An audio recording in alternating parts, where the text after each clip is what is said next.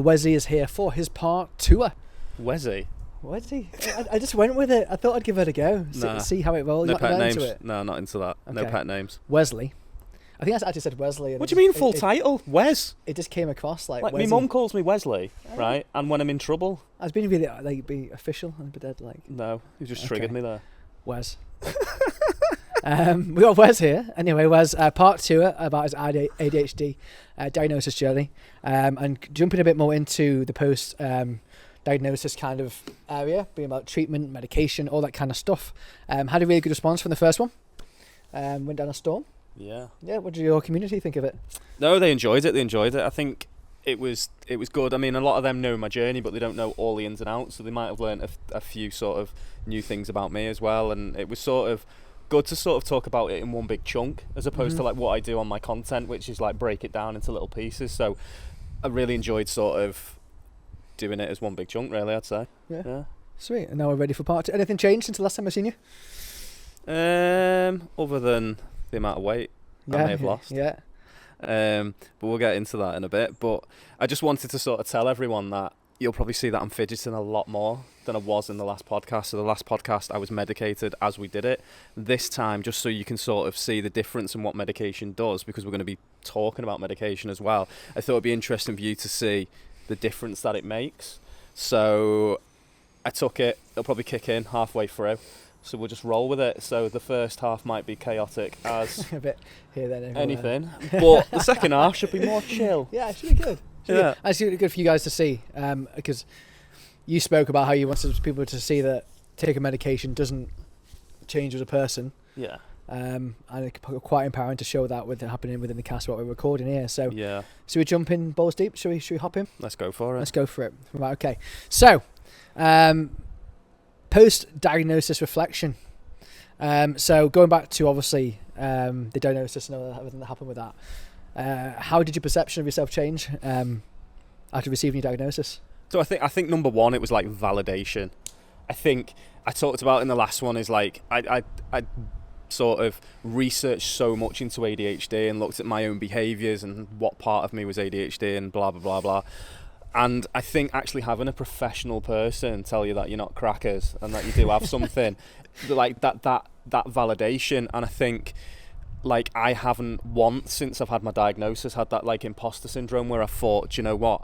Do I actually have ADHD? Like I know I've got ADHD. And I think being on that journey for 2 years played a massive part in that. And yeah, it's just, I'm still learning now, like on the meds was a learning curve a little bit, and then like prior sort of mixing it all together, but I just feel like it's right and a lot of my life makes sense, and there's no point in looking back too much and trying to sort of wrong all the things that I did, or you know, looking back too much and sort of grieving things that I could have had, or you know, the support I could have had and this, that and the other. So I think in a roundabout way, like I've accepted it pretty well, and I think that's down to obviously the support I've had along the way as well. I think having that level of support from your friends, from your family and things like that plays a massive part in that, because they've all been behind me from day one. And I think having that has definitely set me up for when I got that diagnosis to just truly be able to 100% accept it then. Because I think up until that point I was like 99% the way there. I was just waiting for that one person just to go, yeah, you've got ADHD. And they did. And then that was like, boom, never look back. It's kind of like closure in a way, isn't it? Yeah, massively. It is. And I think like, you know, when you're convinced you've got something and it doesn't matter what it is. Do you know what I mean? Like if you go on Dr. Google and diagnose yourself with something, but you've done all your research and you know your body and you know you and you know your mind or whatever it is, and you do all that research, but when you get to that like point of like someone's going to tell me now, someone's going to tell me if like what I'm thinking is right, so actually have that validation goes a long way, just to know that you've not gone mad. So yeah. I mean, you're still mad anyway, mate, but yeah, just a little bit. Cool. So what were some of the like immediate changes that you noticed in your like post-diagnosis? I think that the main changes was just like the true understanding of like, wow, this is real now. Like it definitely, like it's not that it didn't feel real in the beginning, but now it's definitely real. And it was about just sort of like mixing all those sort of things that I've learned and put together. And then I guess the big thing with me was the anxiety of taking medication. Yeah. So I've gone 37 years with ADHD, only knowing for the last 2, so from the age of 35, quick maths, you know, just thought I'd throw it in there.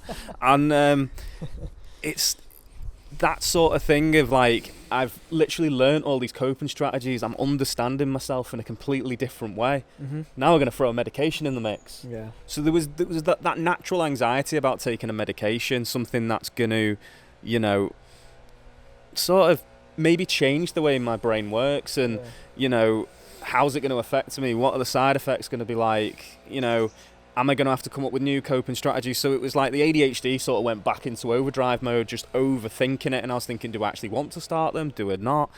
So I think that was the main thing for me. And it was the new sort of concern was like, is it going to work for me? And is it going to be right? And I think, you know, that's like anybody, if they're starting a medication for whatever reasons, be it an antipsychotic, be it like an antidepressant or physical health medications, they all come with side effects, don't they? And this, that, and the other. So it's, you know, it's only natural to sort of think like that. So yeah. But it's also not known, isn't it? You're stepping into the unknown. So you as I've said to you, like I always said, like your strength has always been like you've lived your whole life with this, and you've dealt and you've coped, and you've, you know, good strong character because of it, because you've had to deal with it and you've had to crack on and do things. And it's stepping into the unknown and being like, what could this change? I remember your voice noting me like the weeks prior when you first got your like first bit of medication through, when you're putting off doing it. So I think you had a week off on it. Yeah. So you can actually like evaluate how it'd feel and really be in tune with yourself to be able to focus and be like, you know. Definitely, and I think it was just that apprehension, and I could look at, there's so many creators. It's like, obviously I'm on TikTok. There's so many creators that I see that have taken medication. You've got like people who are very like anti-medication, who are like, it didn't work for me, it changed who I was, and blah blah blah blah this, and you know, and then you got other people that go, oh, my head went completely quiet, and you know, it's changed my life forever, and you know, so you've got like these two very different arguments, and I think I just had to strip it back and think like, no, I've got to think about me. I don't know how it affects me, and that's what I need to do. And I got some advice off a chap called Paul Nightingale, who I follow, and he really sort of hit home with it and sort of said like, you need to try it yourself and make up your mind. He's like, at the end of the day, Wes, if it doesn't work and it doesn't suit you, you stop taking it, and you know you've got the answer then. Yeah. Whereas if it does work, you might surprise yourself. Yeah. So yeah, that's the biggest factor, isn't it? It's not a forever after drug, is it? It's something like anything in life. It's something you can take trial, and if you don't like it, don't take it anymore. Exactly. You take it, and your dosages may change. I'm sure you'll probably go into shortly. Yeah. But you're always still in control of that, which I think is the massive, you know, strength within that. Exactly. So, how would you say getting diagnosed affected your mental health and like self-esteem? So I think it definitely helped with my mental health. I think in the sort of thing, like I'm saying, it's that validation. I think it goes a long way. Now, a lot of people sort of, like, I didn't experience it. I didn't experience, like, the imposter syndrome and, like, my head fell off going, oh, my God, I've got ADHD. This is brilliant. And then a few days later, I was like, oh, my God, I've got ADHD. Like, I didn't get that. I just felt like everything just makes so much sense. Yeah. I am where I am now. And I think that's the mindset that I had to have, because I'd already gone through that grieving process previously, waiting for that diagnosis. So, like I said, I think the good thing about my journey was the fact it's not good that it took so long to get a diagnosis, but it's good that I had a lot of time to process the individual parts of going through that process. So it definitely helped with that. Yeah, that's definitely something within a frustration within the community, isn't it? Yeah. How long the diagnosis process is. Oh yeah, I mean, it's ridiculous. Like, I mean, your podcast ain't long enough for me to talk about that. I know. So I haven't got enough batteries. But yeah, just want to get that in there. Anyway. Yeah, it is. It's just the infrastructure's just not there. Yeah. The resources aren't there. The money isn't there. The amount of people who can assess people isn't there. Like, it's just up in turmoil at the moment with the amount of people trying to go for a diagnosis. Yeah. It's just not equipped for it. But yeah. So in a minute we'll be getting into like the treatment and medication. But first of all, something Wes wants to do. He's brought the test with him. Yes. He's asked me the questions. Look at my evil smile. Putting me on the forefront here, asking me a few questions, going through the test, the questions that you'd be asked if you were to fill out the ADHD test yourself. So he's brought his iPad here. Yeah. I'm going to stop talking, and I'm going to ask him some questions. He's ask me some questions. It's gonna be So here we interesting. go. So there's only 18 questions. Okay. I'll make them as quick and painless as I can. Okay. But for anyone that is going to sort of suspect, I might have ADHD, or my friend does, or my kid does, or whatever, this is the generic questions that you will be asked on whatever level, if you choose to go like through the NHS, private, right to choose, whatever the options are. This is the diagnostic test. So here we go. Strap yourself in, Sonny Jim. Right. Okay. How often? Oh, by the way, it's either never, really, sometimes, often, or very often. All right? So we'll just get that, because I would have asked you the question, you would have been like, what do I answer? So yeah. Okay. How often do you have trouble wrapping up the final details of a project once the challenging parts have been done? So you've got rid of all the boring bits left, basically. Yeah. Do you struggle? Yeah. So what would you put that in as? Very often, sometimes, rarely, never? I'd say often. Often, okay. So we scored 1 point so far. Woo! How often do you have difficulty getting things in order when you have to do a task that requires organisation? Ooh. I'd say rarely now. Me, probably about 5 years ago, would be horrendous. I think having to manage my own business and such forth, it has forced me to be a lot more organised, and to force myself into that. But that's something that I have actually struggled with the majority of my life, to be fair. But because of my own routines, and I'd say so I'm more let's just get rid of your business. Right. Let's just get rid of your business. Yeah. So you're organised with your business, but what about Yeah. the rest of your life other than your business? Would you say you're still equally as organised with everything else? I'm organised with everything else for everyone else, but myself, I'm not as organised. So It's probably better sometimes, maybe. yeah, okay. Like a middle grounder. Yeah. How often do you have problems remembering appointments or obligations? Do you forget stuff a lot? Never. Not appointments. Sound. Okay, we've got a never. When you have a task that requires a lot of thought, how often do you avoid or delay getting that thing started? Oh, bloody hell. Again, are we taking business out of it? Yeah. Because business is like, you've got a driving thing for that because it's your career, you have to do it. That's like me with work. Yeah. Sometimes I still struggle with it, but like just... That's what I'd say sometimes. Yeah. How often do you fidget or squirm with your hands or feet when you have to sit down for a long time? I mean, you don't even have to answer that question because I've already done a bit of observing. And I'd like to say it's very often. Yeah, that's true. Yeah. I'll go with that. How often do you feel overly active and compelled to do things like you were driven by a motor? Now, I don't like this question because I don't really think it's very good. But basically what it's saying is, like, you're compelled to do stuff. You need to move. You can't sit still, basically. Yeah, always. There we go. That's a yes. So how often do you make careless mistakes when you have to work on boring or a difficult project? So you're not interested in it at all? Yeah. It's not, my attention span goes, if it's something I'm not interested in or not focused on, I'm just like, I'll easily be distracted because I don't want to be doing that task. Yeah. So will you make mistakes? Yeah. Doing well here, aren't we? How often do you have difficulty keeping your attention when you're doing boring or repetitive work? Same sort of question. Same sort of question, yeah. I do struggle with it. How often do you have difficulty concentrating on what people say to you, even when they are speaking to you directly? I don't think I have a problem with that. So you don't zone out or anything like that when people are talking to you?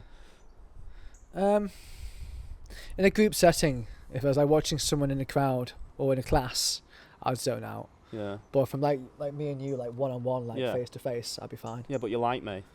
So let's switch it with someone. Just someone that I don't like. Knock the mic with me thumb.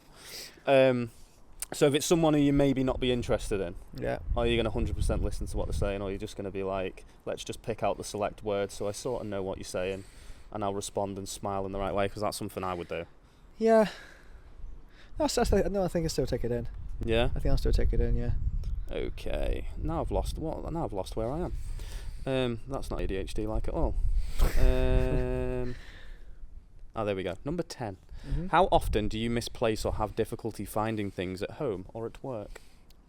Not very often, because sometimes I do have chronic disorganisation, but even with that, if I put something in a random place, I always know exactly where it is, even though I may put it in a stupid place. So, do you have doom piles? Do you have piles Yes. of shit? Yeah. That basically, you know where everything is in that pile of shit. But if someone moves that pile of shit, you have no Gone. idea where it's gone. Yeah. Or if someone tidies your stuff up, you're like, object permanence, Yeah. it's called. It's gone. It doesn't Yeah. exist. Even though it's right in front of you and it's moved 3 inches to the left, the fact it's not in the doom pile. Yeah.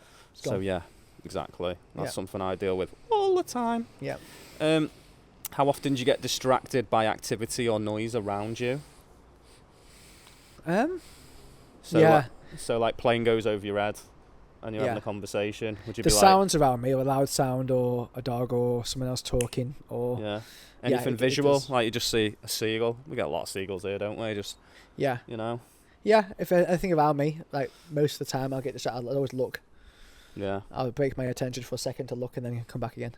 So this is another question, that number 12, that how often do you leave your seat in meetings or other situations in which you're expected to remain seated? Now, I don't like the way this is worded, because we know we can't leave the seat because we need to stay in the meeting. You can't just walk out of a meeting. But, like, the amount of times I would sit down and feel compelled to leave, and I'm like, I need to get up and just leave this room. And I don't know why. I'm just bored. Everything's doing my head in, and I can't sit still. And I'd just quite happily walk out of here, but I can't. Yeah. Like, do you ever feel like that when you're in situations in life? No, I think it's, again, like, going back to the previous question, like, it's always about when you always feel like you need to be doing something. So when I'm sat doing nothing, listening to something or something, I get itchy feet as if I want to get up and move Yeah. around. Yeah. That's what. So you'll feel like you want to leave your seat? Yeah. There we go. We got there, Okay. didn't we? Yeah. Right. Context. Inspector Gadget. 13. How often do you feel restless or fidgety? Yeah, quite frequently. Yeah. You're scoring pretty high on this, you know. How often do you have difficulty unwinding and relaxing when you have time to yourself? Well. Oh, bloody hell. Yeah. Yeah, that's a struggle. That is a struggle. Okay. It's up there. How often do you find yourself talking too much when you're in a social situation? Yeah, well, I mean, you know, the old me, I was a bit of a quieter Yeah. person, aren't I? Now he can't shut me up as quite as much. But no, I'm a good listener. No, I think that's... Yeah, I think you're pretty sus with that. You're not Yeah. like me. No, Interrupter. no. Yeah. So, okay, number 16. When you're in a conversation, how often do you find yourself finishing the sentences of other people talking before they can finish that themselves? And if you don't do it verbally, do you do it in your head? Like, because I do it all the time. Yeah, I do a little, yeah. If I know what someone's going to be saying, or towards the end of a conversation, I'll think about either butting in or trying to determine what they're going to be saying. Yeah, I think maybe there's sometimes one, Yeah. maybe. Yeah. How often do you interrupt others when they're busy? So when you know someone's busy and you shouldn't interrupt them, Yeah. do you? Like, even like, so like, for instance, it could be me, like in work, and the nurse is doing something, and it's not the most important thing in the world, but I know I will forget to Yeah. say what that is, and I'll interrupt them even if what they're doing is more important. I can't comprehend the fact. I'm like, no, I need to interrupt you. Because you might forget. Hard one. I know. No, I don't think I do. So let's total you up. I didn't score it off, but I reckon I mean, on the scale. you've scored a solid like 8 or 9. Have I? And they say 7 or more Do they? is a good indicator Right. of either inattentive or attentive. So it's up to you what you want to do with that information. But for anyone else who's out there, like, they are the questions, and you answer them and score them.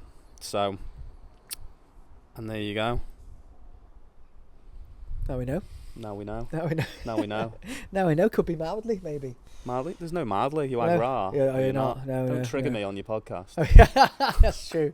That's a good point, actually. Yeah. Don't be spreading stigma. Yeah, no. It's very true. I said that to the guys before. They were like, what if he says, but isn't everyone a little bit ADHD? I went, no, he won't say that. I just said it. I just said it.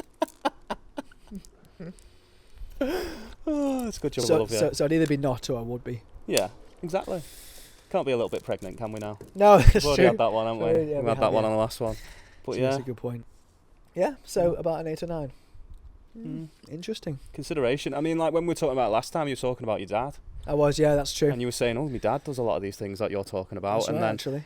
there's it's pretty much a genetic thing, ADHD as well. Yeah. So runs down the pipeline, doesn't it? Yeah, exactly. So, and it's the thing is on that list, what I don't want people to look at that and go is like, oh, I do 3 or 4 of them. But, people do.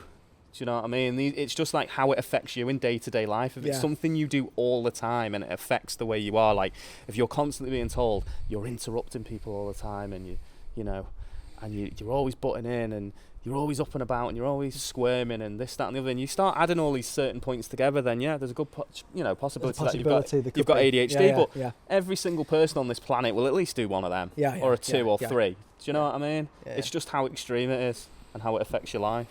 And that's the point I'm trying to make. By going through that question and you doing that questionnaire, you didn't know what the questions were before you did it. You didn't know what they were going to be about, how often you did them or whatever, and we've done it. And that just shows, like, I've just asked you. So, and I've done it with people who score really low.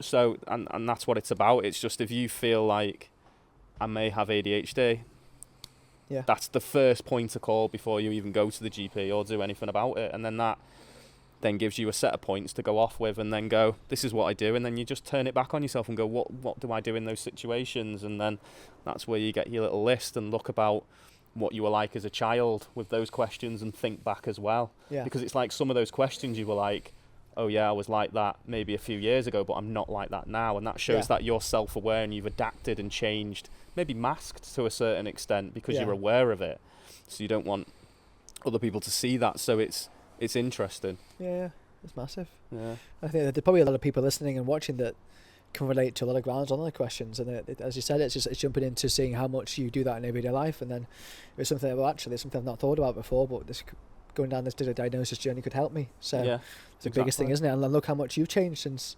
I know. I always say all the time that I see how much you've changed and how you've become more self-aware, and it's good. It's good, man. Awesome. Hello guys, welcome back. We've had to move around because the sun was coming around the garden towards us, and we're going to have half Wesley really well lit and me really well not lit and really dark, so we had to move over a little bit. So we brought Deadpool into it, brought him over and sorted ourselves out, and we're comfy, aren't we? Yeah, it's good. It's really lovely. So we're going to be talking a bit more about the treatment and medication now. Yep. And so let's hop into. Can you explain the different types of treatments available for ADHD? So, medication is one of the sort of big talking points with ADHD.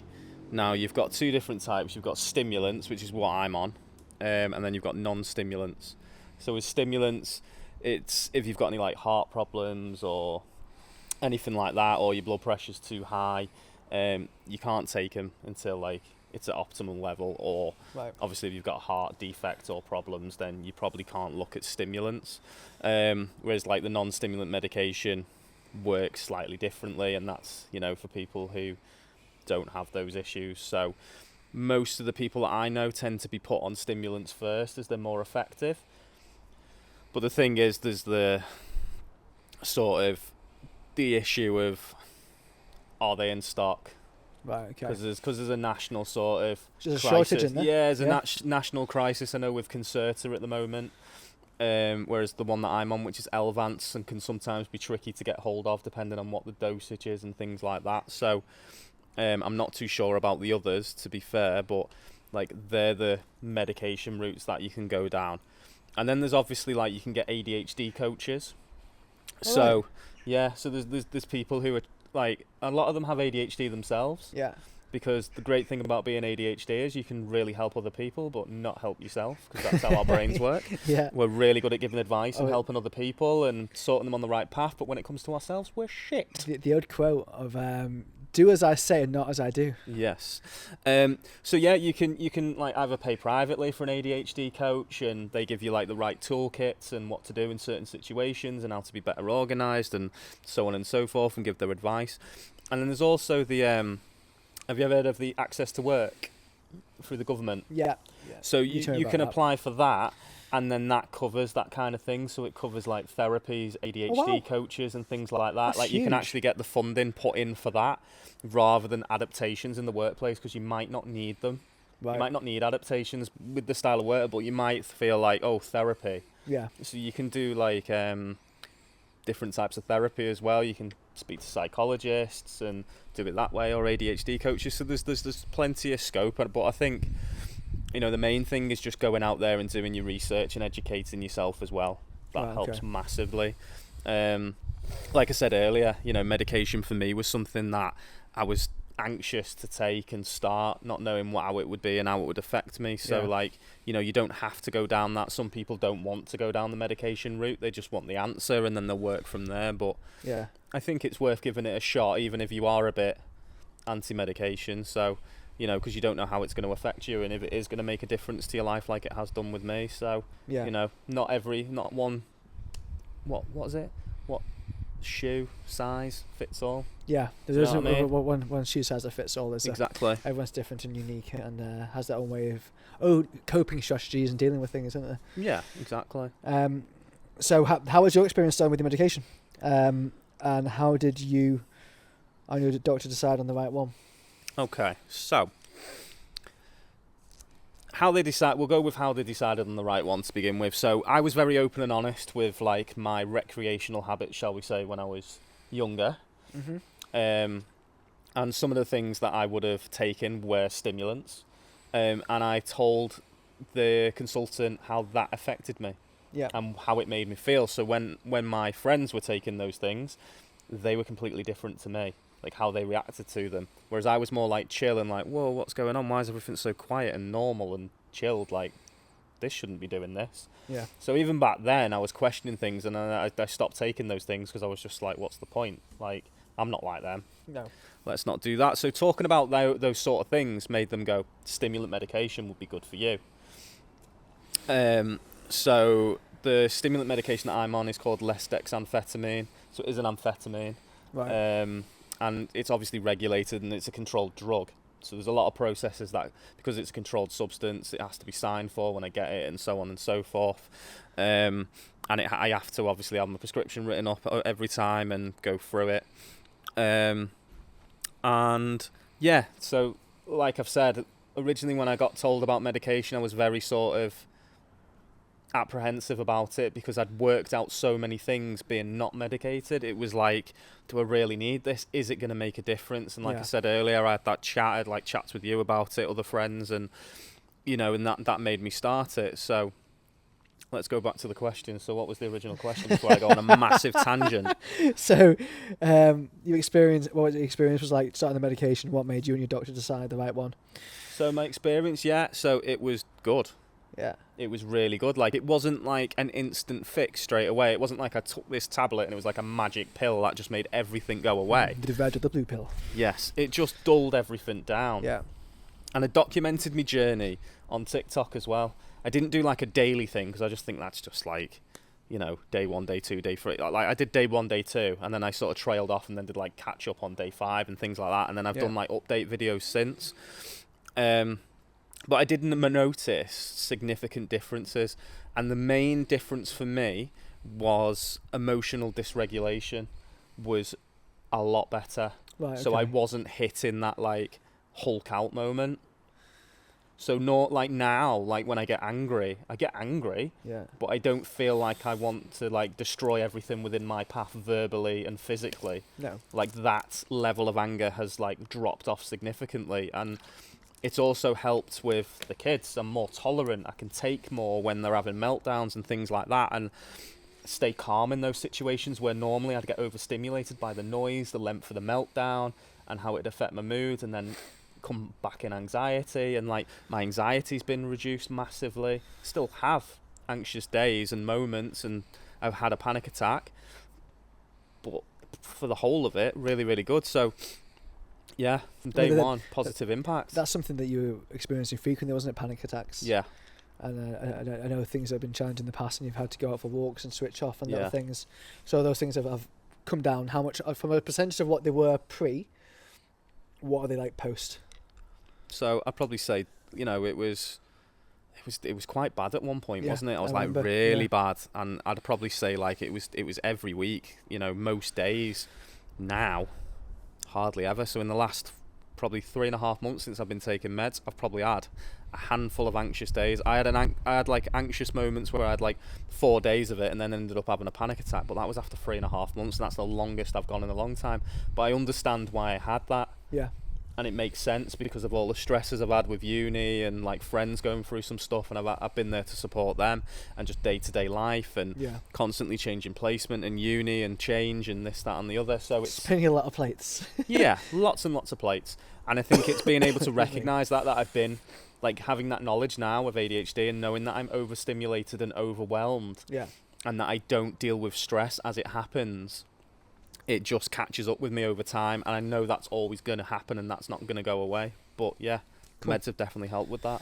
An interesting point to cover as well is obviously there's dosages as well. So I know the medication you're on, you started on 30, didn't you? Yes. You did a week of was it 2 weeks 30 you did? It was a week of 30. And then you went up to 50? Oh, yeah. I remember you saying you saw a substantial change in yourself after the 50 that I think freaked you out a little bit as well. Yeah. Then you went back down to the 40. Do you want to expand a little bit on that? So I started, so that, like, I think with Elvance, they start you, like most people, they start on a dose of 30 milligrams, and that's just to sort of see how you react with the medication. And that was fine. The first few days was like great, and then as I tailed off to the end of the week, it was working, but it was working for like 4 or 5 hours as opposed to like 8-10 hours. So then the next part of the titration was me to go from 30 to 50, which is like nearly doubling the dose. Right, okay. So when I took it for the first day, I felt like an absolute zombie. I felt like there was nothing, there was no emotions, I wasn't reactive to anything, I felt very robotic. And that happened for 4 days, like on the bounce, and it wasn't getting any better. If anything, it was getting worse. It was actually, and this is the thing you need to watch out for, it was actually making me depressed, like really depressed, and almost like suicidal in a sense, because I just felt nothing, and it was weird, and I just felt like an absolute, it was like I was trapped in my own body, and everything about me was stripped away, and that was the first sort of negative side I'd had from it, and I was like, this isn't good. But I was doing okay on the 30s, so I spoke to my consultant, explained what had happened, and they were like, do you want to try 40s? And I was like, well, I don't want to try 40s, and then it does the same thing. Yeah. So I'd like to go back to 30s. So we went back to 30s for a month, and then that pretty much tailed off completely. So then I was like, we'll try 40s, and then I've been on 40s for like the last sort of 1.5-2 months now, and that seems to be the sweet spot for you. The sweet spot for me now. So like they've kicked in now. Yeah. And you can probably tell from the way I am. I think in the first part of the video I was very sort of fidgety, moving around quite a lot, whereas now I'm a lot more relaxed. Probably my voice is a bit slower, I'm articulating a bit better, and before, when we were filming, there was someone mowing their bastard lawn on a sunny day, selfish bastards, and like trying to concentrate before my meds had kicked in at that point was really tough to sort of be like, just focus on the question, keep going. Switch The off. inner monologue was going, whereas now if that happened, I'd just be like, oh, someone's mowing the lawn, and I can crack on with it because of the meds, So and that's like one of the differences. I'm able to concentrate. I could tell you were dying to interrupt and say something, so go on. It's gone. That's it. Yeah. It's not ADHD like. I've got a thought in my brain and I need to share it, but because I couldn't interrupt passed. you, so there you go. Do you like to interrupt? What did he say on that question earlier? He wanted to. He stopped himself. You could see it, couldn't you? You could hear the noises coming from his mouth, but he controlled it, and now he's forgotten. Yeah. There we go. Loving this. yeah. Right. Thrown him off now. He's like, I'm gone. The podcast is over now. He's gone. I'm gone. My podcast. So Deadpool keeps trying to fall over behind us. I can hear him like getting a bit itchy feet. There's something I wants to bring up, but it's just completely gone. It might come back. No, it's just to do with your dosages. Okay. So have you found that on your 40s, you've been taking it for like a month and a half, 2 months now? Yeah. Have you found that the strength of it is kind of like plateaued a little? Do you feel like it's just stayed the same? Do you feel like your body's adjusting, getting used to it? Yeah. Like, I feel like it's curbed a bit, Yeah. but not in a bad way. Yeah. I think I'm just getting used to it and I'm understanding how it works. Okay. So like my echolalia is still really bad. So like when people say things, like the song just still pops into my head and I start singing it. But like with other things, it's like the internal monologue is just still quieter, but it's still there, but it's just one as opposed to like multiple things going on at once. I understand. So yeah. They've all come back. So with your consultant and when you changed to the 50 from the 30, how much contact have you got with the consultant? So I mean, obviously, we all know how a nightmare is to see a doctor and get help with things nowadays. In this process of you having this medication, how easy was it for you to contact and go like, the 30s aren't enough, we need to try the 50s? What was the process you went through with that? Was it literally a phone call to your doctor? Was it a phone call to someone that professionally deals with ADHD? What was that? So what is that process? What does it look like? For me, because I did the Right to Choose and I went with ADHD 360, they were doing my titration. Okay. So any problems with my titration, I would ring them. Right. So that's when I rang up and said I need to have a meds review already, like earlier than anticipated, to explain how the meds were. And once I explained how the medication was affecting me, she was like, yeah, the dose is too high. Right. So by me describing how I was feeling, basically sorted that issue out. And that would be the same with anyone if they've gone through Right to Choose or through the NHS. Like if it was your GP and you've gone through the NHS, you'd then tell your GP, who then would refer you back to the ADHD team, who would then look at your titration, because they're specialised in that medication. Then they would then issue you a new prescription, update your GP would take over that prescription again, and off you go. Whereas me, it's more complicated because I've gone down the Right to Choose and my GP has refused shared care, so I still get all my medication through ADHD 360. Okay. Second one, this is another one I'm remembering now. Important thing to cover as well. Also, you control what time you take your medication as well, don't you? Because you only have is it an 8-hour window that's medication lasts for? Yeah, they say it's between like 8 and 12 hours. So, but I think it's dependent on the person, the metabolism, blah blah blah blah. You know, sciencey shit. And so like what I tend to do is like today I took my medication later than normal so that you could see the change in doing this podcast. If I'm on a long day at work, I tend to take my medication at like 9:30 in the morning, because then I find like it works up until about 7 o'clock, and then I can sort of crack on with the rest of the day like that. Whereas if I'm on like a late shift, I'll probably take it about 11 o'clock. So then it lasts for that shift. So I just sort of adapt it. But I'm even now at the point now where I'm actually taking meds breaks and having a day off the meds, which I found beneficial as well. And then also it gives me a level of control where if I can't get medication that month or there's a shortage or whatever, then I'll have some left over because I've not taken them for a day. So like what I'm trying to do now is have one day a week where I'm not medicated, just to have a bit of a break and sort of be able to chill out. And well, I say chill out, it's ADHD for fuck's sake, but you know, just have a day off from it and just sort of. I think that's quite nice to share across, the fact that even though you're on the medication, you're taking this for this condition now, you can call it a condition, you're still managing that, you're still in control of that. It's not like you're not hopping into medication that's you're going to take that every day for your life or whatever. It's nice to hear that you still have some level of control and that you're able to be like, I'm going to push it back later that day, I'm going to have a day off this day. It's nice that you can still do that. That's it. And I think there's probably some people out there that may not realise you can still have that element of control with taking medication. Definitely, because like obviously one of the things that I've not done since I've started medication is I've not had a drink since. I've not had any alcohol whatsoever, because obviously they're basically the opposites. Stimulants, and it makes it less effective and it can affect them and stuff like that. It's advised not to. I think the odd little beer or like the odd coffee, it's like you wouldn't be drinking your coffees or your brews because they're stimulants. You're just adding to it. So it's like on my day off, it was like when I had it last week, I went to Costa and I got like an absolute banging latte. Latte? Yeah, because I was like, I need caffeine. What did they give you when you went up to a customer and said, hi, can I have a banging latte please? They gave me a banging latte. Yeah. Right. That's nice. It was a bit musky. a bit cloudy. Side effects. Have you had any? And how have you managed them if you had any? But have you had any? Yeah. So, weight loss. Well, yeah. Weight loss is the main one. See what you did there. So weight loss, so lack of appetite, which wasn't exactly a bad thing for me because I've always had not a great relationship with food. Now I understand what it was. It was just getting dopamine, because eating food and all the naughty things makes your brain feel good and happy. And as ADHDers, that's something we struggle to regulate, and we're always constantly seeking it. So to have the medication to be a appetite suppressant has helped massively, because it's like I'm still eating, I'm just not snacking all the time, I'm eating a bit better, my portion size has gone down because I don't feel hungry. It's like a chore to eat, if that makes sense. Yeah. Because my brain's like, well, you're not hungry, so why do you need to eat? And I'm like saying, well, brain, you need food to move and do stuff, and otherwise you're going to be knackered later. So that's been a big learning curve for me, is finding the right times to eat, what to eat. And it's like, before I knew that when we were starting this podcast, I had a protein bar before we started, so then I'm not going to be dipping later on. So then when I do have a bit of a later lunch today, I'll be all right. So that was like one of the main first ones. The other one is dry mouth. So I've currently got like a menthol sweet in my mouth now, because dry mouth for me has been the bane of my life with it.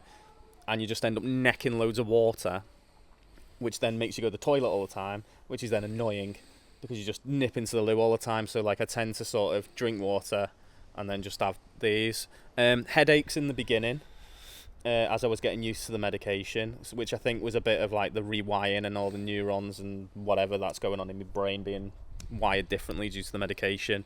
And then also probably like caffeine withdrawal as well, because not that I was a massive caffeine addict, but I did like a good few brews in a day. Yeah. And like, like cans of Coke Zero and stuff like that. So trying to think what else really, side effects wise. I've had the odd heart palpitation, but not too many, which is normal because you're on a stimulant medication. I had a few flutters in the beginning, but they've leveled out. Yeah. I know some people suffer with anxiety. I've not really had that. If anything, it's done the opposite. Right. Apart from that little spell that I had, but that's just basically stress, and I understand that and know that. But yeah, side effects wise, it's not been too bad. Cool. So beyond medication, what other strategies or therapies have you found helpful? I think the biggest thing is just finding people with neurodivergence. Yeah. I think that's been the biggest thing, is talking to other people who understand the struggles, who don't want to do small talk, who just want to talk about the meaty bit, and no bullshit, and just being open and honest, and learning from them and learning from their experiences and my own, and then adapting it back to myself. I think that's the main thing, is just finding that community has been the biggest, most helpful thing above anything else, because it's truly let me understand who I am in a way that I never would have imagined. Yeah. Because it's real people with real experiences. And don't get me wrong, like I said last time, social media can be full of people who are full of great information and shit information. That's part and parcel with everything in life. We even have friends that are like that, or people we know that will get who to go to if you're in a crisis and you need some good advice. Yeah. And you know who not to talk to because they're a wanker. The big one at the moment is politics. Yeah, That's exactly.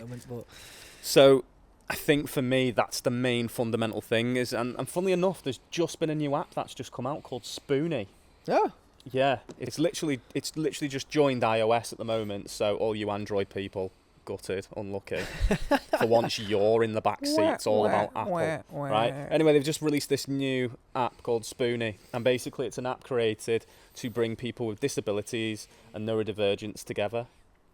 And basically, it's like a dating / social media app, just to bring people together who've got disabilities and Cool. ADHD, autism, mental health issues, Amazing. whatever it is. And then you can interact with each other. So it's in the infancy at the moment, so it's a bit buggy and a bit this. Yeah. But I think like once they iron this all out Yeah. and get it going, it'll be really, really good for that. So that's good for people who might struggle and don't really have anyone around them to relate to. Yeah. That they could jump on that app and then instantly like connect with. Being a community of people connect that are going with through the same people. Yeah, things. exactly. And I mean, like for me, I know the neurodivergent sort of area for me is TikTok. That's where I found the most. Yeah. But other people, the same creators are on all platforms, Instagram, Facebook. course they It's are. whatever suits you. Yeah. And I think that's the thing, is like whatever you're comfortable with platform-wise. You could even use like Reddit and forums or whatever. It's the internet is such a powerful thing, and social media is. It's just about using it effectively and how it suits you and what you're used to. And also like, there might be certain like social groups within your area where you can go off and meet other people. Yeah. As well. So I know there's one in Liverpool for me that I could go to, but I'd love to start something up in our community in Southport and pioneer that, like a neurodivergent meet-up. That'd be awesome. Once a month, just getting people to meet Yeah. up and talk about their struggles and, you know, what to do and this, that and the other, just other people to relate to, because I know the town's full of them. Do you know what I mean? Because like there's so many more people getting diagnosed, you know, or might sense that they have ADHD. So you think that's a really important thing. And like I said, meeting people who have something similar to you or the same really, really helps. Yeah. Awesome. Okay, so we're going to hop into a bit more about self-discovery and growth now. How has understanding your ADHD changed the way you approach your daily life and work? So I think for me, it's been like educating the people around me, especially in the workplace. Like what works for me? How are you going to get the best out of me? How? Because I think for so long I masked, especially in work. Like it would slip now and again, but I masked up and wouldn't truly be myself. I think my work colleagues can see the difference in me medicated. They can see when the medication's wearing off, and they were like, "Oh yeah, his meds have worn off now," and stuff like that. Okay. Like they can see. But I that's the main thing really, is just like sort of with work, is just been educating them, because that's the thing though. Even though I'm, you know, training to be a mental health nurse and I'm in an environment that supports mental health, there's so many mental health conditions that we look after, and having a true understanding of what ADHD is and how it affects everybody differently is like a key factor. So what I might struggle with, someone else might not. So I've like pointed out what I struggle with more than anything, which will be like, you know, retaining information. It might take me longer to learn how to do something new, especially if I find it boring and uninteresting, because like in any job you do, you're always going to have the boring bits, and that's the bits I struggle with. The bits I'm interested in, I'll retain, and I'll be like, "Ooh, tell me more." Yeah. You know, and it's about that sort of thing really. And you know, work's been really supportive in that. All my colleagues have. Not one of them's turned around and said you've not got it, or I don't believe you, or you know, not been helpful in any sort of way. So that's been really, really good. And as with home life, I mean, that's just the clash of the titans, especially at home with the kids, because I'm still waiting for the kids for their diagnoses. Yeah. We're also looking at maybe autism as well with a couple of the kids, and you know, my wife Rachel, she's on the pathway as well to get her diagnosis of autism. So you can have that clash, and sometimes with the relatability and not being able to understand how someone else is feeling. So it can be tough at times, but then, you know, if we do have a disagreement about something or whatever, then she understands that that's down to, you know, ADHD, and it's not necessarily something that I'm wanting to do or wanting to act a certain way. It doesn't excuse what I do at times, but it's having that level of understanding, and it's, if anything, it's made us stronger knowing that there's a reason behind it. Yeah. Like anything. And I think that's been the main thing, is just educating. As much as I've educated myself, I've tried to educate everyone around me without being too much. But I probably have been too much, because it is like that's what my life has become now. It's like I've educated myself so much, and I learn so much every day, and everything's changed from being not medicated to medicated. Like how I react to certain situations and how I am. So, you know, the wife's happy when I'm at home, and I can just crack on with jobs now and do them when, you know, rather than being asked 9 million times. And most importantly, not leaving all your kitchen cupboards open. Yeah, I mean, I still do that. Do you? Yeah. Maybe 1 or 2 instead of 9. Yeah, okay. Yeah. That's good, being able to find your keys and such forth like that. Yeah, that's it. I mean, I still lose stuff, and I can't find stuff, and you know, it's like even when you picked me up before, and you were like, "I'm outside," and I was like, "Where are my sunglasses? Where are my sunglasses?" And it got to the point where I've got 2 pairs of sunglasses. I couldn't find either of them, so I was like, "Grab a hat." So yeah. Oh, fair dues. So, what tools or habits have you developed to manage your ADHD symptoms effectively? Well, getting a wife was one of them. Right. By the time, I don't think she knew. No, but what I mean is, I've like always signing been a dotted line, like, I will deal with the ADHD. I've always been shit with money. Yeah. Like really bad with money. I could never save anything. I would always just frivolously spend it on whatever. I'd be buying loads of games. I'd be buying technology that I wouldn't really use much. I'd just fritter it away on shite. Now, my missus is really good with money. Yeah. She wants to know where everything goes, what it's spent on, not in a controlling way, as in like, how much do we have to budget? What can we save up for? Let's save up for a holiday. Let's save up. Whereas I could never do that.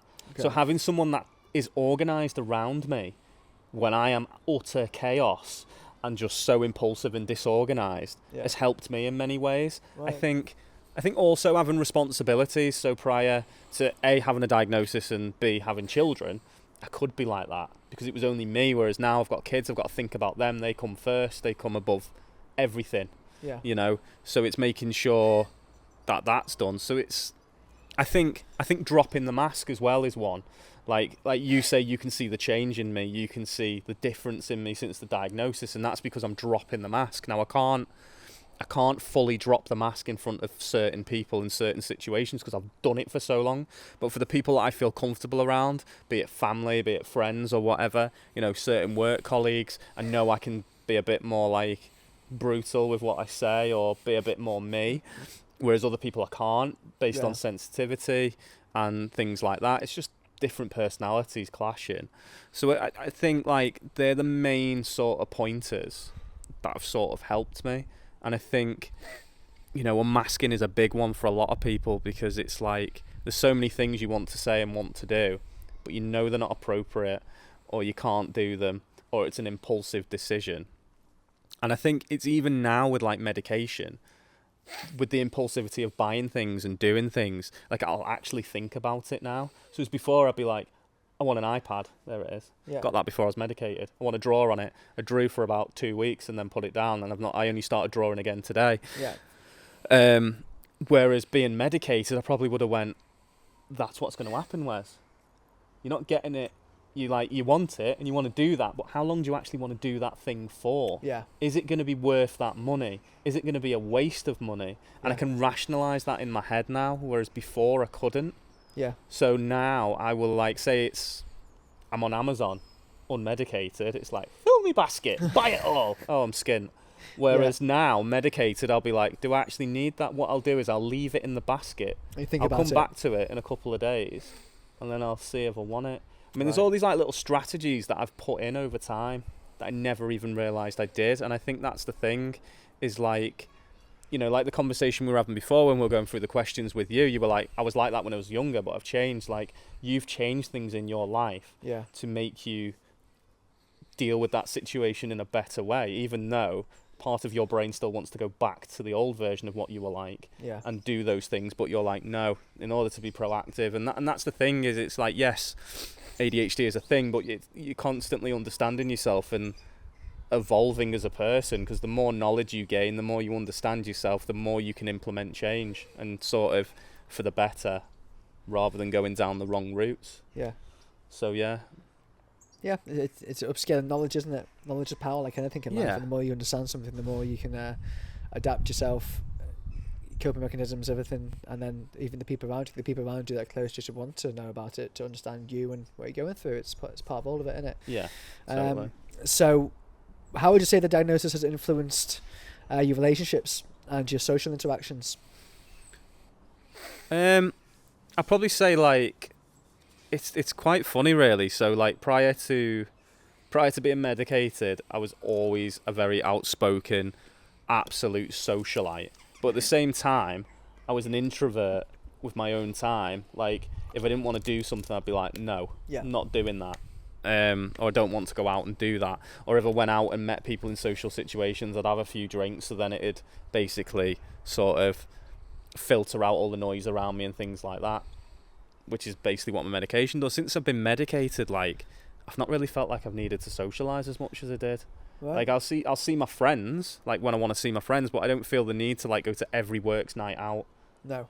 I don't feel the need to, you know, be that like in everyone's face kind of person. Like I went to a function not too long ago for one of my friend's birthdays, and there was a lot of people there from like my old school that they weren't really in my say like gang of people. No. Like growing up, like I knew who they all were, and you know they were my friends' friends. Yeah. So I knew who they all were, but I didn't feel compelled to talk to any of them or get to know them or anything. I was just like, normally in that situation I'd have a few drinks and I'd be chatting bubbles and this, that and the other, but now I'm just like not really bothered. No. Just quite happily talk to whoever wants to talk to me and just do my own thing. And I think that's the main thing that I've learnt now, is like I'm being more me. I'm doing what I want to do rather than people pleasing. Yeah.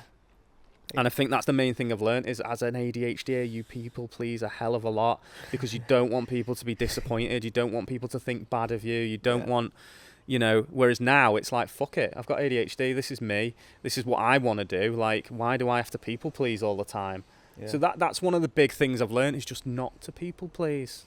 Like, just rein it back and look after yourself a bit and do what you want to do, rather than go into these things and committing to things that you know, you don't really want to do. You feel compelled you have to. That's one of the main things, really. Yeah. But all that's doing is saying no to these social events, just meaning making sure you do look after you. Yeah. It's balance, like anything in life. Yeah. Knowing my limits, knowing that I've got a social battery. Yeah. And I exert it pretty quickly. Yeah. You know, and being medicated now, I'm more chill and more calm, but I'm less chaotic with my speech. So I'm not as like jumping from one thing to another and struggling to concentrate and interrupting people all the time. You know, so yeah. Nice. So, if you could give some advice to someone that hasn't, that suspects they may have ADHD and haven't sought a diagnosis yet, what advice would you give them? I think number one is like the questionnaire that we did. Yeah. I think that's the first point of call. Okay, look at that and sort of go through it and see what your score is. When you get that result, it's entirely up to you what you do with that. I would go away and do some research.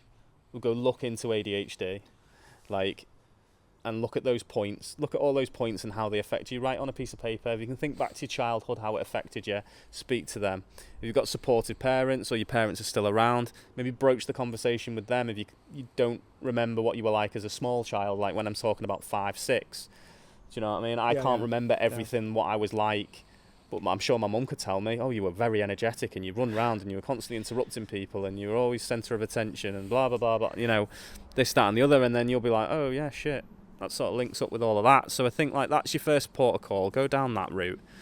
And then it's up to you what you do with that information. If you're happy with the knowledge, like, do you know what, I could have ADHD. There's a big possibility. I'm happy where I am in my life right now. I'll just crack on. There's that option. Or you go to your GP and you tell them. Like I said in part 1, if you're in England, you've got the right to choose. And you can go down that route if you want a quicker option rather than waiting potentially 7 years, depending on your area within the NHS. Yeah. And like I said, just social media is great. Yeah. For a good majority of it, but you know, there's always going to be shitty content out there as well. So it's just being aware. And the thing is, it's pretty hereditary, ADHD. So you know, if you've got ADHD or you think you have, there's a good chance one of your parents does, or your kids do, or one of your grandparents did. And when you learn about yourself and understand that, you can then start to picture the people in your family that potentially have it and where it's come from. So I think that's probably the starting point for anyone, really. Yeah. So we'll do one more question here before we go into the next segment, which is about looking forward and where the future obviously lies for you, and etc. etc. So looking back on everything you've been through, this can be off topic, not off topic here, but I'm chucking this in myself here. Would you change anything about what's happened so far? If you could have been diagnosed earlier, everything you've been through these past 12 to 18 months of what you've been through, is there anything you change? No. Are you happy with how it's all gone? If you could have been diagnosed earlier, would you wish you could have been diagnosed earlier? I think I wouldn't be where I am right now. I think, in some ways it would have been beneficial to be diagnosed earlier, but then again, like, what difference would it make? Like, I don't know what difference it would make. No.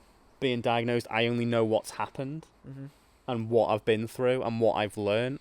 So, I could say, life could be totally different, but I might not. Like, if I got diagnosed in school with ADHD, then I might have gone down a completely different route. Our paths may have never have met. Yeah, it's true. Do I want to undo all the friendships, all the experiences, good and bad, that I've had in my life? Probably not. I think because that's what shapes you in life, and I think that's part of destiny, isn't it? You walk a certain path in life and you learn from stuff. So, and that led me to that point of, it took until my son was born and him getting a bit older to realise that I potentially got ADHD and now have it. And I went on that journey you know, my son's journey is going to be different. Yeah. He's going to have the knowledge of knowing from a child that he's got ADHD. Same with my daughter. So their journey is going to be different to mine, but they're going to have a dad that understands what ADHD is and has learned so much about it, and I can pass that on to them. So I think, I think that's my answer, really. Yeah. No, being diagnosed was the right option. That was a very long-winded no. It was, yeah. But there's a lot of reasoning behind it. Yeah. Which is what you need to get across, and obviously it's been one hell of a journey for you. So it's and quality. that's it. And I think because I've done that grieving process about my life, yeah, you just realise, well, I haven't got a DeLorean, so it's fucking happened. Yeah. Deal with it. I think that's the main thing. That's the hardest pill to swallow, I think, with it all, is just reminiscing and looking back at all the mistakes and the things that have happened in your life, and then realising that's because of ADHD and what I was like, but you can't change that. No. So you just got to accept that, and that timing window is different for every person. Some people can accept that really quickly, others it can take months, years. Yeah. But yeah. Beautiful. So we're coming into the final segment now, and I've called this "Looking Forward." Looking forwards. Looking Literal forward. thinking. Just forwards. Looking to the future. Yeah. So we've just discussed quite a lot today, haven't we? Yeah. As per. But so how do you see your future now? Obviously, having a better understanding of your ADHD and that. What do you see? I see that I want a career working within the industry. I think doing a mental health nursing degree, and learning so much about myself and so much about ADHD, and knowing where it is in this country with diagnosing people, I think ultimately I want to work within the industry. Yeah. I want to do my nurse prescribing course. I want to further educate myself on ADHD and get to the point where I can be a practitioner and actually diagnose people with ADHD. I think having someone who's got ADHD working in that industry is invaluable. In anything, if you've got people who suffer with mental health or have had mental health breakdowns and then they're well enough and they can work in that industry, it's invaluable information. And that's the direction I sort of see my life going. I think now knowing how I effectively am able to learn in a better way, by using different technologies and stuff to help me with my work, understanding myself fully, which never going to get there because it's a journey. Journeys don't end, they do end, but you know what I mean. It's a journey and it's still ongoing. What I meant to say, but I just think the future's bright, and it's a lot brighter than it was. Being able to understand myself in a way that I never have, because I've now got answers, and I'm starting to learn how my brain works, what triggers me, what doesn't, what overstimulates me. Getting used to the medication and how that's working with me as opposed to not being medicated. It's just been a big sort of amazing learning curve. And then hopefully with my kids, I said before, I can pass that on to them and guide them onto the right path and get them to understand themselves a lot better than I did at that age. So I do think there's a lot of scope there for development and more understanding and just spreading the awareness and what ADHD is. Yeah, it's nuts how that's how you kind of fallen into that profession too, of being a mental health nurse, and then how that's blossomed, grown, you gone on your own journey, and then that's now you're at a point where you want to go into a career and help others. With the same kind of thing. It's just giving you that value, and how that journey's mapped out is fucking nuts. So I do think it's the of walking in those shoes of what people go through, and that relatability and that experience. You can't train that. You can't give that through education. It's not something that you can teach someone. Going through those things, being able to detect and work through that, gives you so much value and knowledge to be able to give people more value and help others.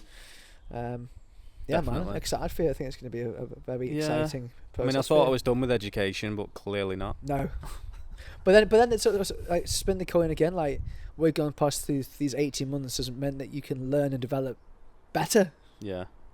So which can reincarnate your love and passion for education, learning, and self-improvement, and that. It's nuts. Even being on the meds is definitely giving me the confidence with university work and stuff like that.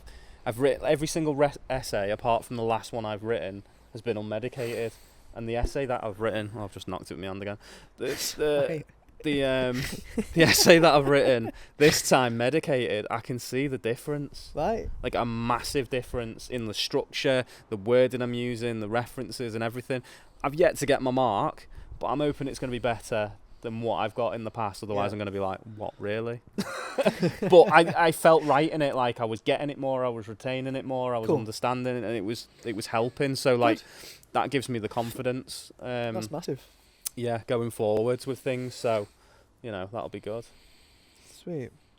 So the next question, mate, is probably going to be a good half hour on this.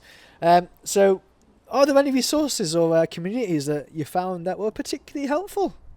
Cover this a lot, and I. So I don't think you mentioned it. No, so TikTok and it. TikTok's been the major thing for me, which has led to like meeting people online, to go into a massive meetup, to join in a Discord, to speaking to these people every day. Like these people are in my everyday life. I jump on Discord, even if it's, you know, well, I don't jump on it every day, but most days I'm on there, or I'll message them, or I'll voice note them, or whatever, because it's people who truly get it, who understand and are going through it, either waiting for the diagnosis as have got it, waiting for meds, or have not. So it's like we can all help each other out in different ways.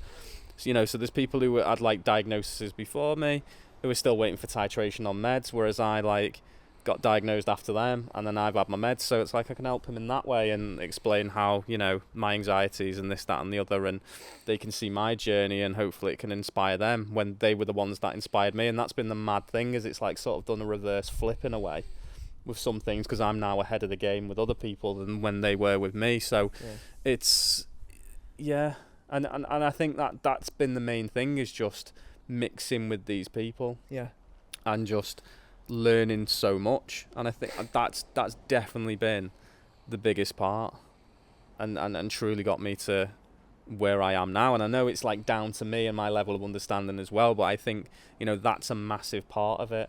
You know, like, you know, seeing content from like Paul, Greg, you know, Alice, James, you know, so many people on there. Like I could literally list about 100 and odd names, but I'm not going to do it, because, you know, then it will be half an hour. But there's so many amazing content creators on there that just pull so many different styles and directions, and because it's all personalized to them and who they are and what they do and what they're about. So, you know, it's great. Yeah. And I think that's my advice for anyone who is got a diagnosis and feels very much alone, or thinks that they are ADHD, is just get involved in a community, be it on whatever app suits you, or like Spoonie that I mentioned before, or if you know people like in your personal life that have got like autism or ADHD or whatever. So, you know, I think that's the main thing really to sort of to do. Yeah, I think it's a helpful thing to talk about as well. So I think that's probably the same for a lot of, not just ADHD, but there's probably a lot of online communities with autism and a few different things like that as well. Yeah. That are out there that you can reach to and that you can connect with people. And the more you connect with people, the more you get understanding. The more you get understanding, the more we help each other, the more it all grows and helps, isn't it? Yeah. I think that's the true thing, is community and connection. Yeah. And I think for a lot of people with ADHD, they very much feel alone. Yeah. Because like you know you're different and you feel different, and like even if you haven't got that diagnosis yet, you've known your entire life that you're different, and you don't quite fit in, and you've probably been bullied and you didn't know why. And like now for me it makes sense, not that I condone bullying, but it makes sense for me. And just truly feeling like you actually belong somewhere, like you've found your people sort of thing, is a massive help for anyone. And I don't think it really matters with ADHD. I think it's like anything, when you find people who you can fully relate to and who get you, I think that's a massive thing. Yeah, that's cool. So typical. My screen went on off mode then. Just a minute, I was going to ask you like the last question. Typical, isn't it? Yeah. Anyway, so we're coming towards the end now. But obviously, if you want to like share a message What message would you share with someone, listeners that are going through like a similar experience? I'd say like definitely do the questionnaire. I would say like don't be scared to jump down the rabbit hole, because it's a very deep rabbit hole, which I'll get onto in a minute. Like go out there, do your research, and just embrace it, and just relate it back to you. Relate ADHD back to you, how it affects you in day-to-day life, and go and seek help if you feel like that's going to work for you, and get that diagnosis if you feel like it's needed.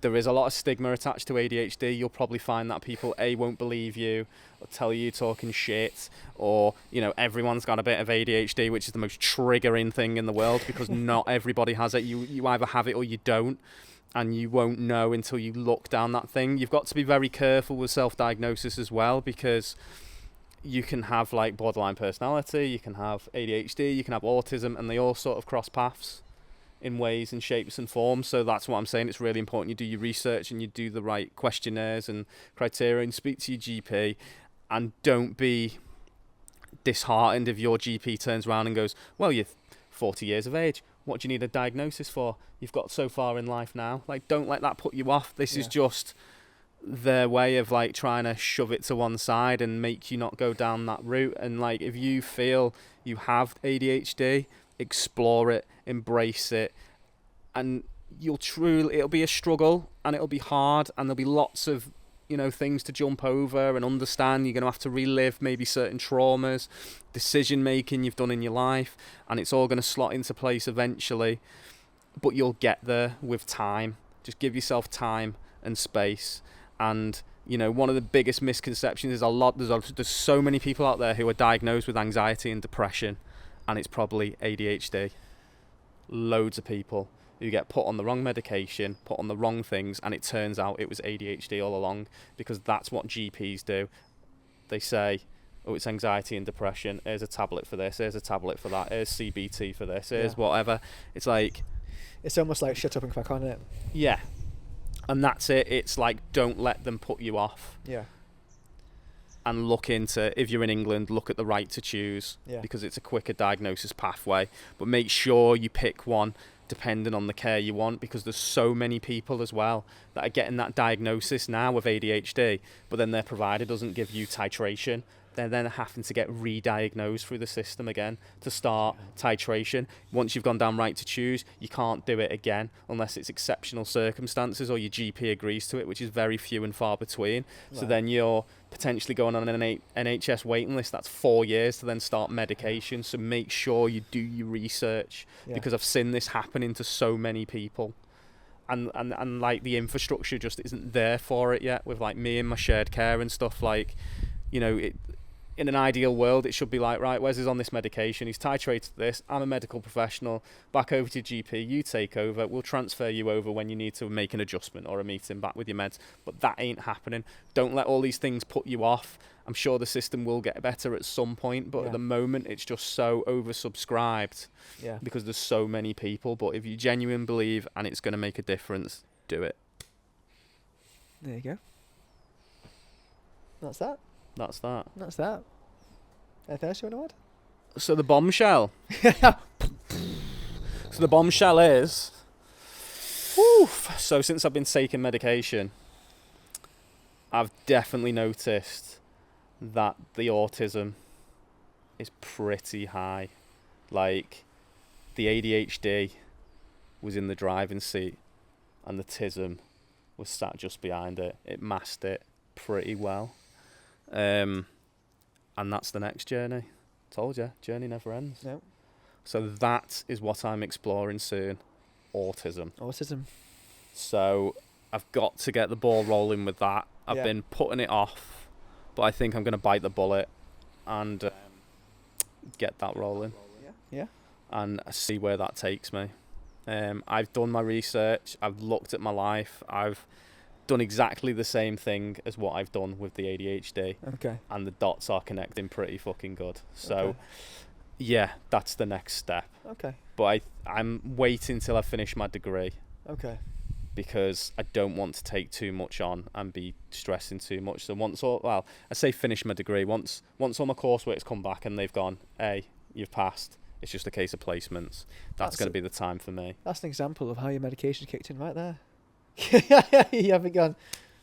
You've thought about it, planned, and not just been impulsive and gone. No. But I think that's the thing, because ADHD and autism are almost like polar opposites. Okay.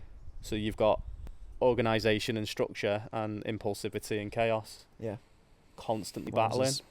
And now my brain makes more sense than ever. So yeah. Massive, mate. That could be the next cast potentially. Maybe. Probably another one between there. So yeah, that's pretty much a wrap. I think got to thank Wes here, because he's been through a hell of a journey, as we said, the past 16 to 18 months, maybe a little bit longer. 2 years. 2 years, yeah. And he's come here and he's just opened up and brought it all to the table for you to listen to, take info. Sharing information is what this cast is about. It's about sharing real life experiences, giving value, and educating people about these things. It's important. The more we talk about the things, the more people understand, the more people it upscales people's knowledge, and knowledge is power. And through talking about these subjects is what does that, isn't it? Definitely. And I think it's really empowering. So thank you. No, not a problem. Thank you for coming here and talking about it. It's a big deal. You've had a few invites for a few other casts, haven't you, with some of your TikTok? Yeah. So well? So I'm due to go on another one on a TikTok live. Exciting. I always said I wanted to do this with you first. Yeah. And I've just got distracted because there's a big crane fly over there, and I was like, ooh, crane fly. Where? It's gone now. Oh. It wasn't in my imagination, it was real. Yeah. And Daddy Longlegs. Yeah. But yeah. No, I appreciate it, mate. Thank you. So really that's something that I want to do in the future. And like I said to you before, it's I'd love to set up my own thing as well. Yeah.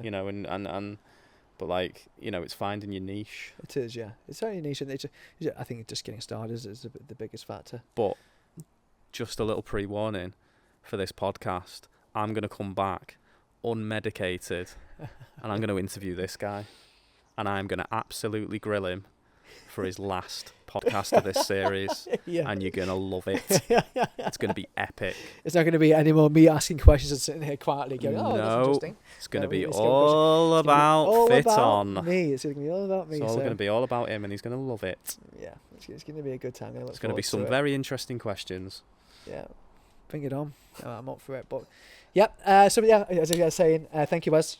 Do appreciate it. I'm sure all the listeners thank you as well, and you're doing a big thing for the ADHD community, so thanks. May it continue to grow and blossom. And if you're not already, I know I mentioned it before, your TikTok, shoot it out.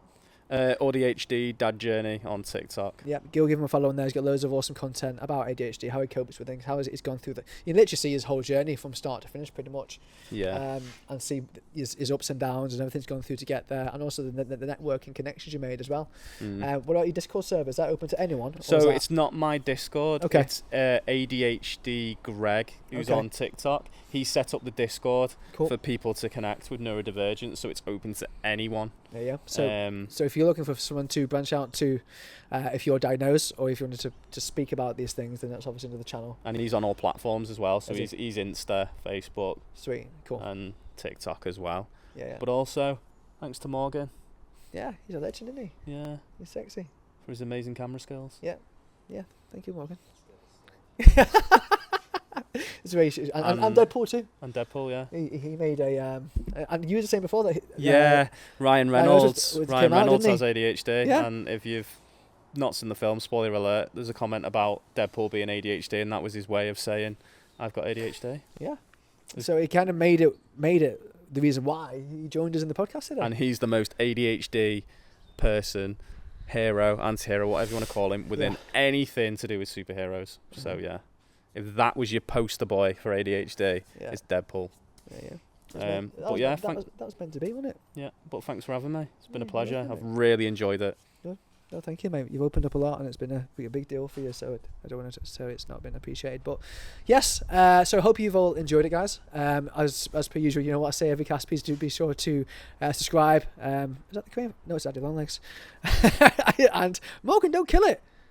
Oh, he's limping now. Why? Why would you do that? Yeah, he's gone. As I was saying, subscribe, follow on all social links. We're on all you know, on the big ones: YouTube, Spotify, and Apple Podcasts. Give it a share to your friends and family. Anything that topics have helped you, even if someone that with ADHD that you may be thinking, they may be on the fence or not sure about, send them a link to this cast across, because having a listen to this could help someone, you know, level up and think about getting diagnosis or going down that path. But other than that, that's a wrap. Thank you for tuning in. Thank you, Wesley, one more time. Thank you, Wesley. No worries. No, I just said to Wesley twice. You did. Thank you, Morgan and Wesley. And I'll catch you guys in the next one. See you soon.